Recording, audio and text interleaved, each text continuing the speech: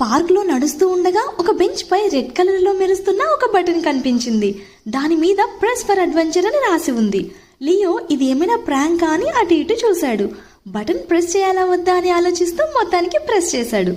అకస్మాత్తుగా ఒక jet skate board తన కాళ్ళ కిందకు వచ్చేసింది. అది అతన్ని గాలిలోకి ఎగిరేసింది. లియో బిల్డింగ్స్ మధ్యలో నుంచి దూసుకెళ్లాడు. పక్షులను తప్పించుకుంటూ ముందుకు వెళ్ళాడు. గాల్లో అద్భుతమైన ఫ్లిప్స్ చేశాడు. వావ్, చాలా మజాగా ఉంది అని అరిచాడు.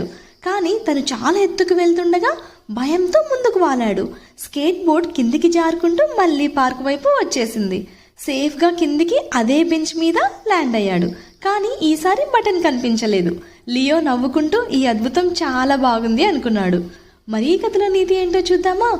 క్యూరియాసిటీ వల్ల అద్భుతమైన ప్రయాణం మొదలవుతుంది. కానీ ప్రతి ప్రయాణంలో ఆశ్చర్యమైన విషయాలు ఉంటాయని మనకు తెలుస్తుంది.